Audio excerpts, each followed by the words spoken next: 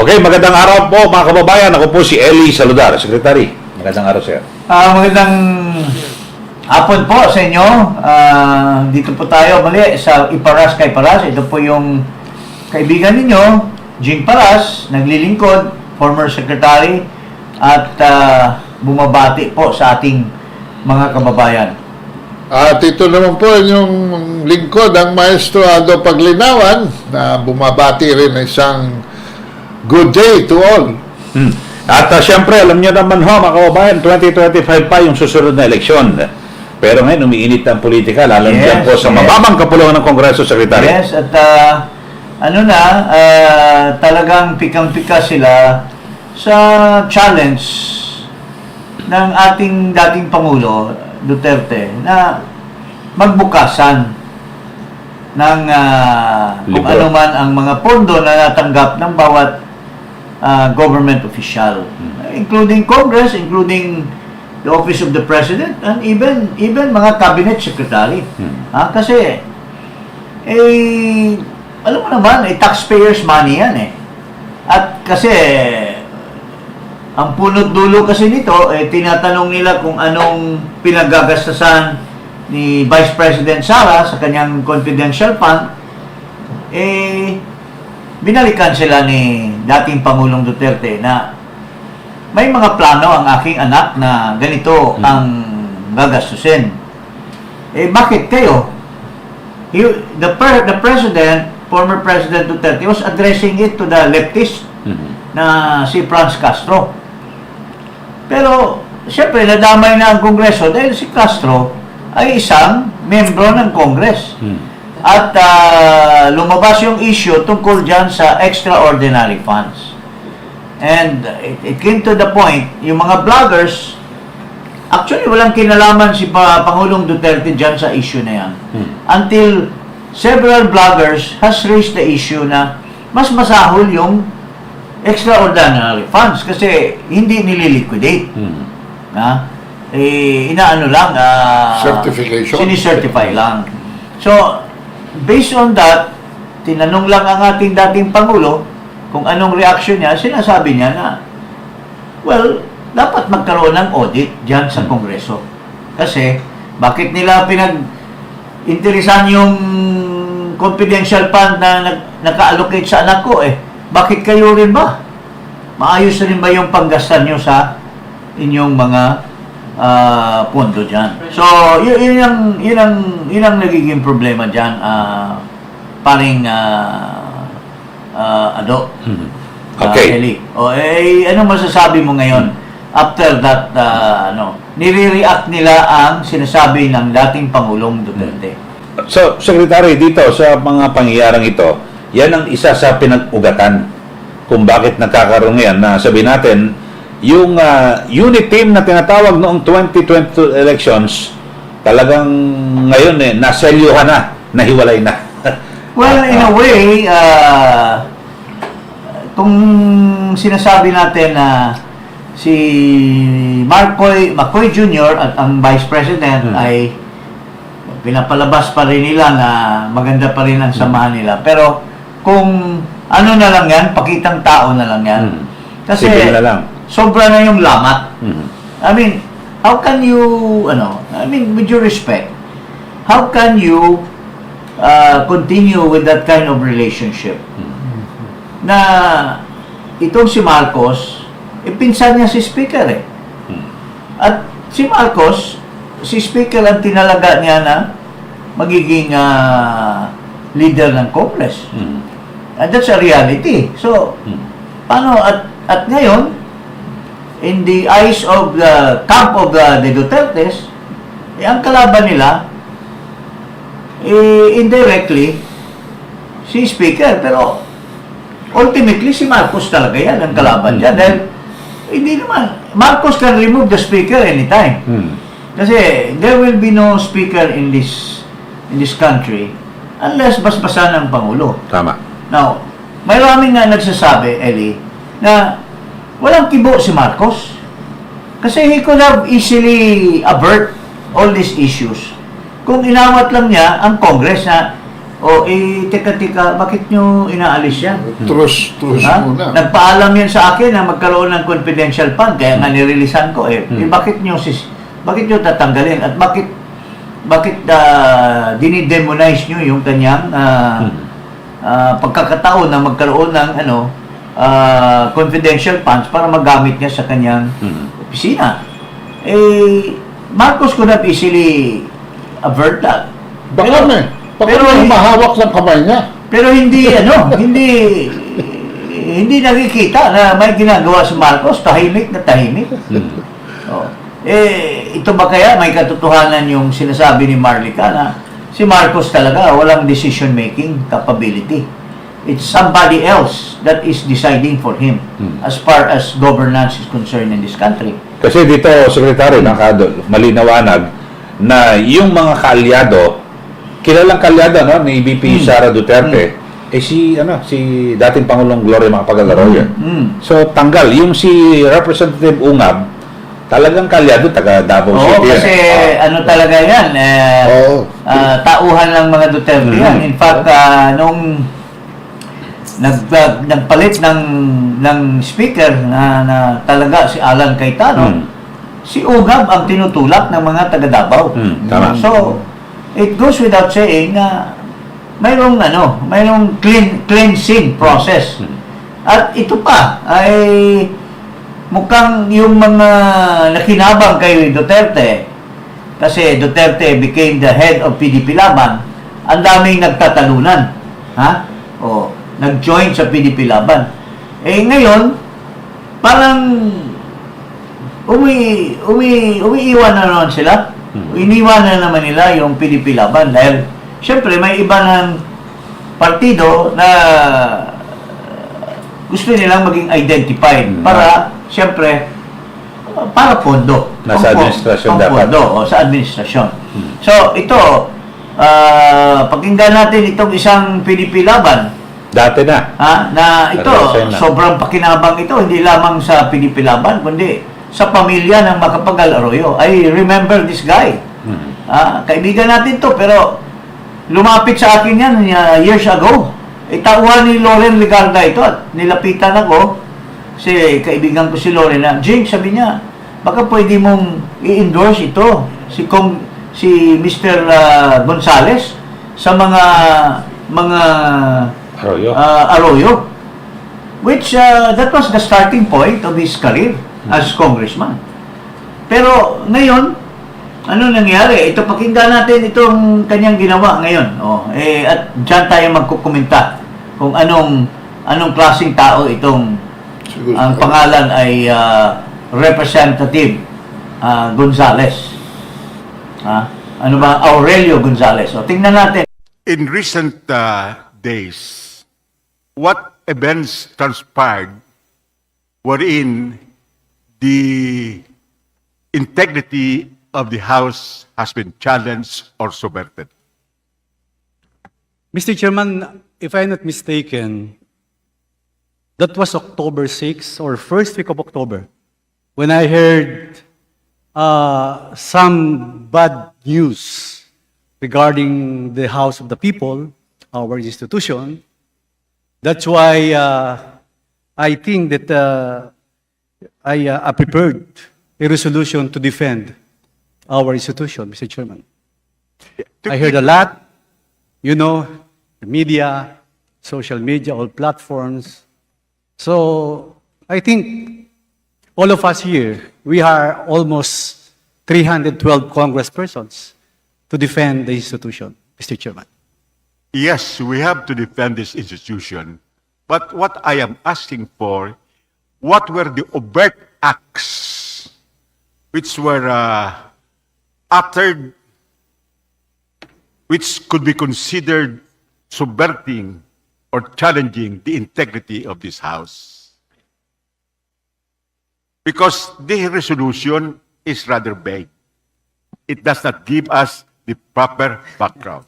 So I'm asking this question not to question the resolution, but to give it some anchorage. Well,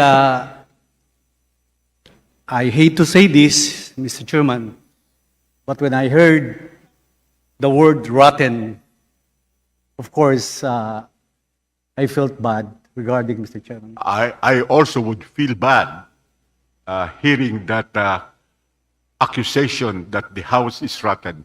But may we know who uttered that statement? Was it a comic or a leader or previous leader of this country? Well, I think, Mr. Chairman, the gentleman from Albay knew if who is that.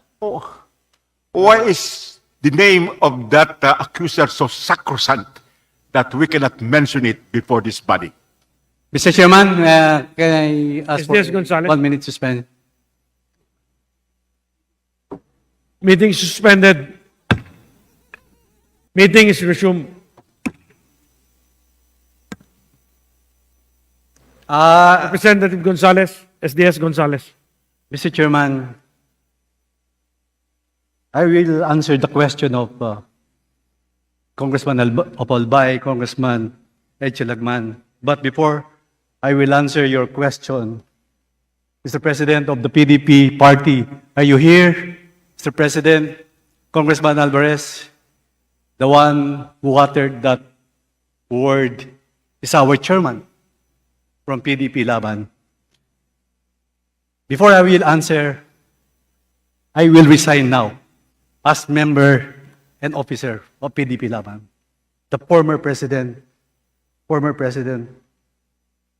Rodrigo Roa Duterte, the one who said that, Mr. Chairman. Thank you, Mr. Chairman.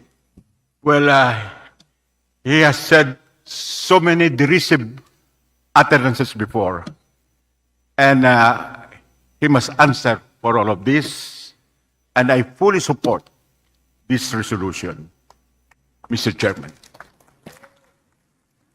Okay. And that statement is also an accusation of the leadership of Speaker Martin Romualdez. And for that reason, I truly support this resolution. Thank you, Mr. Speaker. Thank you, Senior Deputy Speaker, for your candid answers. Magaling talaga itong mga kaliwa na manggatong eh. Ha? Tinititilate niya si Gonzales na medyo mababaw ang pag-iisip. Ha? Incoherent. Ha? Incoherent. Inaano niya, Inuundukan. siniset up niya Ginagatungan. ginagatungan para talagang may drama na i-reveal yung pangalan ni President Rodrigo Duterte. I don't know kung bakit nagawa ni Dong Gonzales yan. Is it for love of money, Dong? Kasi kinupkup ka ng PDP Laban eh. Ha? Kayong dalawa ni Johnny Pimentel, kinupkup kayo ng gusto nung panahon ni Duterte. You were choice congressmen. Ha? Oh. Walang ginawang masama sa iyo si Duterte. Why? Ano ba naman? Ako, naging member din ako ng Congress, but I admit the fact that may mga rotten things na talaga nangyari sa Congress. Panahon ni Jody Venecia. Yung Janet Lim Napoles na PIDA. Ang daming mga nadala sa ombudsman for their excessive graft and corruption. What do you call that? It's nothing new. I mean, kung talagang may integrity tayo, umiiwas tayo dyan sa mga graft and corruption. Itong si Dong Saludo, Dong Gonzales, masyadong malinis. Ha? Ayaw daw niya matawag ng rotten na member ng rotten institution. Anong tingin mo dyan? So, binabanggit niya, parang yung integridad at yung karangalan, honor na mga kongresista, sinisira raw, di umano, sa mga naging parang pero ang tanong kasi, ang tanong kasi dyan, ikaw ba rin ba feeling mo ba malinis ka? Hmm. Malinis ka rin ba? Ha? Oh, bakit masyado kang guilty conscience? Ha? Oh, ano yung sinasabi mong ano? Pero yung nagsasabi na nasasaktan siya na dahil sa sinisiraan ang House of Representatives, may kaso yan eh. Oh, Merong kaso yan na kasong katiwalian na mahigit sa 600 million pesos na kaso sa kanyang distrito. Dahil sa ang yun nasabi, mukhang napunta sa pamilya yung kontrata. oh. So, Ito, siya mismo Pampanga eh. lawmaker faces graft case for 612 million worth of projects. Basahin Ito. natin yan. Diyos Mariusip. Yun nagsasabi na sila sinisira. Ito, Lampas basahin natin. kalahating Masyado bilyon. siyang...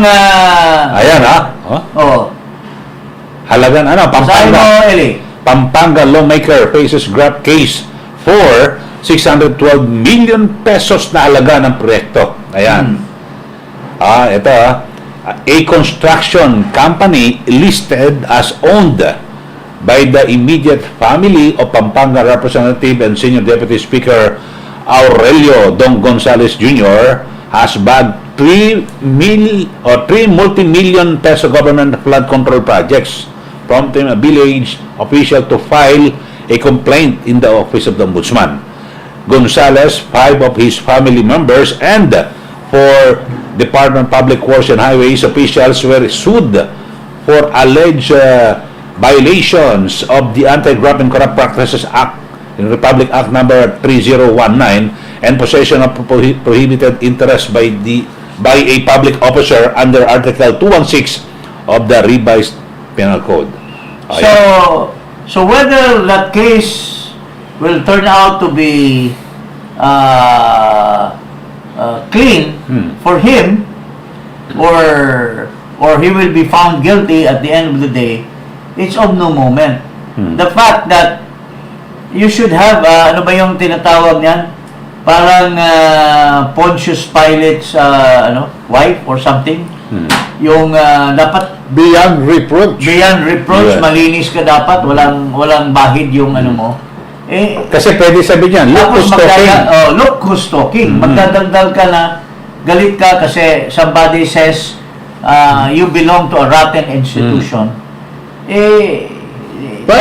Dapat malinis ka rin. Para may karapatan ka na magsabi Yes, yes. na putang ina mo, di ba? Sasabihin mo sa nagsasabi, putang ina mo, bakit mo sasabihan na ganito ako? Ang linis-linis ko. Pero at the back of it, may kaso ka palang 612 million worth of project. Flood control. Hindi mo masasabi na magagalit ka kasi for all you know, you might be one or if not the most rotten person in that institution. He felt alluded to. Kasi ang dating sa kanya, bulok siya. Ang masama kasi nito, ito si Dong, kaibigan ko rin yan personally. Pero, mahirap kasi, people na mahal natin, people na nakinabang kayo before, parang, parang inaano mo, na kinakalaban mo na ngayon. Tinatraidor mo. Nakinabang ka ng gusto sa pinipilaban during the term of President Duterte. At nakinabang ka rin kay GMA. Nung panahon ni GMA, sama ka ng sama sa mga travels niya. Kuha ka ng kuha ng mga malalaking projects sa panahon ni GMA. And yet, nagawa mo na nung tinanggal si GMA na senior deputy speaker, natanggap mo sa loob mo na ikaw ang papalit. Parang nawalan ka ng delikadesa, pare. Kung ako ang nakinabang doon sa babae na yan for so long, I would have out of delikadesa, speaker, huwag na po akong papalit dyan kasi Malaki utang na loob ko dyan. Malaki utang na loob ko dyan kay Ma'am GMA. Pero, wala kang delikadesa. Tinanggap mo yung pwesto. na sinipa si Ginang Macapagal Arroyo. I mean, At siya ay pinalit. oo. Wala naman tayong comment diyan kasi si Speaker naninindigan Politika yan. sa kanyang leadership. And that is, he has every right to defend himself. And si Speaker, as far as I'm concerned, wala naman siyang utang na loob dahil ang alam ko, ng panahon ni Duterte, he wanted to become Speaker and he was willing as far as membership is concerned. He had membership, pero President Duterte has other choices. So, naudlot yung plano ni Speaker. So, with due respect, may karapatan si Speaker na in a way to defend, now that he is the Speaker, to defend the institution. At wala naman siyang tinatago. Kayo, na kinabang kayo doon sa Pinipilaban, i-denounce nyo in the middle of a session, parang foul yata yun. Di ba? Foul yata yun. Hindi na bali si Speaker because he can stand on his own 2 feet at wala siyang pinagkautangan ng loob. Okay lang yun. Pero kayong mga nakinabang, tatayo-tayo kayo at i-denounce nyo yung pinakinabangan nyo before, that's foul. So dito, lumilitaw yung kasabihan na no permanent friends, no permanent enemies, pero anong permanente? Permanent interest. Yun! Pero may sinasabi si Pangulong Duterte. Ito, basahin natin ito. This is an offshoot. And this is not only said for Mr. Gonzales, but it is said on other people na somehow walang prinsipyo sa buhay ito. O itong sinasabi ni Pangulong Duterte. Ito, sabi po niya, no? Ang importante kasi yung prinsipyo. Kung may prinsipyo ka, magkakaintindihan talaga kayo. Ngayon, kung wala kang prinsipyo sa buhay at basta papayag ka lang just because of pakikisama, even if you're doing the wrong thing, do not expect me to clap my hands every time you make a stupid thing there. Ayan. Ayan. So, very meaningful yung sinasabi ng ating dating Pangulo. But, ganyan ang politika. Wala tayong magagawa. Pero sabi nga ni dating Pangulo, kahit siya na lang daw maiwan sa PDP laban Yes, Walang problema sa kanya. Alam mo, it's not the politicians, it's not the officials of government that strengthens the party. It's the ordinary members. Yung mga loyal. Because politicians can change parties according to their interest. They come and go. They come and go. I remember years ago, yung Lakas Inyo City when it was founded, I was one of those who signed the original charter with Jude Venecia, Edel Amante. Pero through the years, Lakas, people come and go. Nung lumakas nung panahon ni Macapagal Arroyo, originally si GMA was kampi. Pero nag-jump siya sa Lakas when she became president against Fernando Poe. Coalition. No? Parang ano muna yan, umpisa natin muna kay FBR yun Ang malakas nun, PDP. Ay, nung laban pa yan, LDP. LDP pala. Ang grupo Laban ng Democratic ng Pilipinas. to give background Okay, to a para lot mas of maganda. people. Okay. This is historical. Ang panahon noon, nung panahon ng si Cory Aquino, siyang presidente, the House of Representatives and the Senate were controlled by the Lapiang Demokratikong Pilipino. Si Mitra yan. Si Neptali Gonzales, sila Ramon Mitra. Ramon Mitra was the head of Pepin Cuangco was the pinaka ni Mitra yan. So LDP. Then in 1992, Elections. before 1992, Ramos wanted to become president. Wala siyang partido. Saka natalo siya sa convention ata, di ba? Hindi, wala siyang partido. So he joined LDP. So nag-convention. Sinisiro siya. Siro siya sa Cavite. Lahat, Siro siya sa Negros Oriental. So in other words, although he was winning as a presidential candidate, but since wala siyang partido kasi kontrolado na nila Piping, nila Mitra, nagtayo siya ng Lakas tao. Lakas Tao. That was the original. It was organized by Jose de Venecia. Ang unang dyan, ang kapatid ko, Jerome Paras, kinuha ni de Venecia. Pero later on, sabi niya, ikaw na lang muna dyan, Jing, kasi na member ako ng grupo nila Mitra. I'm chairman of a committee. So, naiiwan ako dito sa original. Ang original member dyan, Leticia Shahani, Joe de Venecia, Idel Amante, si Nonoy Ramiro, si yung taga Catanduanes, yung Berceles, si Berceles. Former ambassador.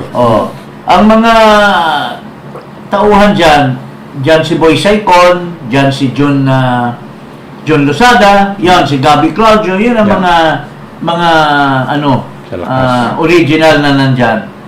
So the charter was Lakas Tao. Since hindi accredited ang Lakas Tao, they tried to convince the group of Manglapos, Yung grupo ni Manglapos, it was the Christian Democrat, National Union of Christian Democrat. So, nung papunta na sa eleksyon, nagkaroon ng alliance. Kaya naging Lakas NUCD. Oo. Tapos, that was the, at that time, maski nandoon lahat na politiko, this is exactly what President Duterte said.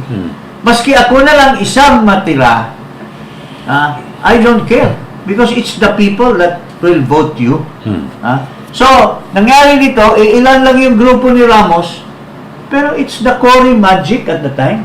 Napakalakas pa ni Cory Aquino. So, Cory campaigned for Ramos, kaya nanalo si Ramos. Na Mitra was surrounded by all the politicians, governors, congressmen, halos lahat na congressmen, except for a few, were all for Mitra. And kulela si Mitra. Natalo pa ni Miriam Santiago. Pangalawa pa si Miriam. At I think Danding, kasama pa si Danding. Tama. Danding. Si Imelda, mas mataas pa kay Mitra. So, that goes to the point of President Duterte na I don't care if ako lang matira. Pero ang kakampi ko, ang taong bayan. All politicians, doon kayo. Tulad ni Mitra, he had all the politicians. But at the end of the day, it's the people that carries Ramos to victory. So, that is where it's coming from. Yung sinasabi ng ating dating Pangulo. So, yan po. At sinasabi ni dating importante ang prinsipyo. Ang dami, Lakas, sumali na ito si Dong sa Lakas, sumali na naman sa Pilipilaban, sumali na naman sa kung ano. Okay. Talon ng talon. Pero anyway, that's part of the political scenario in our country, di ba? So, yun lang po. At ito, dahil dito may pahayag po si opisyal na pahayag ni Senator Amy Marcos. Parang in reaction to ito ngayong parang kinakalaban ngayon ng buong Kongreso si President Duterte. Ito po ang pahayag ni Senator Amy. Senator Amy. Basahin po natin yung kanyang may kabuluhan itong sinasabi ni Amy Marcos. Basahin natin. Ito, opisyal na pahayag mula kay Senator Amy Marcos. Noong 2015, ako ang una at kaisa-isang gobernador na nadeklara ng suporta para kay Pangulong Duterte. Nakikita ko sa kanya ang aking ama, matapat sa kaibigan, matapat sa bayan. Ano raw ba ang sikreto ng mga Marcos at bakit sa loob ng mahabang panahon may mga loyalistang handang makipaglaban para sa amin? May loyalista kami dahil loyalista kami. Ako, gaya ng aking ama, ay matapat at naninindigan para sa mga tunay na kaibigan sa hirap at sa mas mahihirap, sa mabibilang na ligaya at sangkatutak na dusa. Yan ang iniwang legasiya sa akin, sa atin, ng aking ama, ang makatotohanang pagkakaisang hindi bula lamang ng bibig, pagkakaisang nangangulugan ng pagiging isa, sapagkat kung ang isang Marcos ay loyalista sa paninindigan at pakipagkaibigan, pinaka-loyalista kami sa kapakanan ng bayan. Kahit tayo ay isang pulo-pulong bansa, hindi tayo umiiral na parang mga isla. Dapat nagtatagpo ang dulo sa dulo, mata sa mata. Solid North, solid South, solid Pilipinas. Yan po.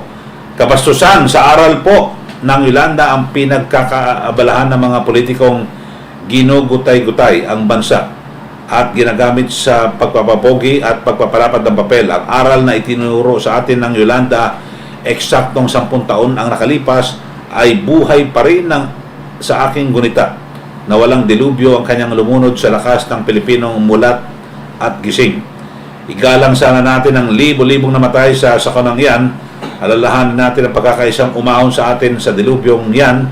Dilubyong maglulugmok din sa ating kapag kukonsintihin natin ang naisumira sa ating mga nasimulan pagkatapos ng pagsubok na yan. Okay. Yan, okay. So, dito, lumilitaw, Secretary Jing, binabagin ko na balik mo sa umpisa. Amy Marcos, Balik mo doon sa pinaparinggan niya dito. sa first paragraph. Yeah. Yes. Pinaparinggan niya, Secretary Jing, yung mga nag-traidor at walang utang na loob. Yes. Parang ganun sinasabi. So, ito sinasabi niya, ano raw ba ang sikreto ng mga Marcos at bakit sa loob ng mahabang panahon may mga loyalistang handang makipaglaban para sa amin? May loyalista kami dahil loyalista kami. Ako, gaya ng aking ama, ay matapat at naninindigan para sa mga tunay na kaibigan sa hirap at sa mas mahirap, sa mabibilang na ligaya at sa tutak na dusa. Okay. Yun. So, okay. Ito, maliwanag. Maliwanag. Mensahe. Pero this only goes for Ivy Marcos. Kasi malayo yung kanyang kapatid. Nakinabang kay Sara Duterte, itong Bongbong Marcos Jr. Makoy na ito, nakinabang, pero hindi man niya inakay si Sara. Alam niya na ang boto ni Sara, si Sara nung unang survey, bago mag-eleksyon, ay number 1 sa survey. Siya, out of nowhere lang siya. Naguyo nila si Sara, I don't know kung anong magic na nakonbinsi nila si Sara na maging vice presidente sa kanila, pero I know the real truth about that. I will not say it here. At naguyo nila na mag-vice president. Dinala ni Sara yung buong grupo niya para idagdag sa kapranggot lamang na puwersa ni Marcos. Yun ang totoo. Tama si Aimee. Tunay siyang Marcos kasi yung tatay niya ganun. Pero itong kapatid niya, iniwanan sa pansitan si Sara. Tatanggalin yung confidential fund, hindi man lang siya nakialam, hindi man lang niya inawat. Nandyan yung anak niya. Ngayon nagdadadal dito si Dikya. Pero dito, Secretary Jing, sa base sa kasaysayan, at ako matagal ako nagko-cover diyan sa mababang kapalaran, maging sa Senado, kapag walang basbas mula sa Malacanang, diyan lalo na sa House of Representatives, hindi pa pwede na gano'n Hindi na pwede. Kaya ibig sabihin, kung tahimik si Pangulong Marcos Jr., ibig sabihin, may basbas niya. May basbas. Parang gano'n na magiging It implikasyon. goes without saying kasi he did not interfere sa mga iba-ibang mga bagay. Alam siya, yung sa Marlica Fund, siya talagang nagtulak niyan. So, hindi maganda. Pero tama si Aimee na sinasabi niya yan. So, yun po ang istorya dyan na nangyari dyan sa Kongreso. So, well, hindi pa ito tapos, Eli. This will thrive. This will... Oo. tinanong nga ako kanina sa isang interview, sa isang radio station. Sabi nila, anong masasabi ko daw sinasabi daw ngayon itong mga empanada vloggers, they call them. Ensaymada vloggers, na si Duterte daw ang may pakana nitong destabilization. Siyempre, sinabi ko lang naman mga kababayan, na with or without Duterte, ang taong bayan, sila na mismo ang destabilize, ang magpapakita ng kanilang sentimiento. Una muna, ang armed forces. Inamin ni Bronner na there's a destabilization. Meron. O binawi niya, pero the truth will prevail. O bakit may destabilization? Ang daming kabulastugan na ginagawa si Marcos. Ang mga sundalo, hindi naman opisyal lahat yan na may kakayanan Kadamihan ng sundalo, para lang rin yan mga lower middle class na hand to mouth yung kanilang sweldo. Rank and file. The multitude of soldiers are just like any other ordinary people na sumisweldo lang ng minimum. At napipil nila yung hirap ng buhay. So, anong sinasabi? Siyempre, yung mga generals dati, siyempre, nakakausap din nila yung mga sundalo nila, sir, hirap na hirap kami. Ito pa, sir, yung namin, pension fund, pinakialaman pa nitong bata-bata ni Marcos, to si Jokno. Pa kami, iniinsulto pa tayo na pag umabot daw tayo ng 90 years old, ridiculous daw tayo na makaabot ng ganong ng edad. So, siyempre, magagalit yan. So, sabi ko, in fact, President Duterte has even said na hindi pa right. Kasi sabi niya, ang punot dulo lahat ng complaint ng taong bayan, yung destabilization, ay there will be a grand corruption. Hindi pa tayo umabot dyan. In other words, kaya niya hinikayat na bulat-lat yung mga ginastos ng bawat isang politiko, isang opisyal, para makita ng taong bayan at doon siguro mapipil ng taong bayan kung saan napunta at saan nilustay ang pera. Ang nakikita lang natin ngayon mga kababayan, itong Marcos, nilulustay ng gusto ang pera, 4.5 billion sa kanyang mga travel. Ito, travel na naman uli. Tingnan mo ito. Nasaan na yung magta-travel na naman ito? Mamaya, sa sunod na episode natin. Sa sunod na episode, papalabas natin na may pupuntahan na naman siya na napaka-useless, will not redound to the benefit of the Filipino people. So ito po, dito sa statement na ito ay we will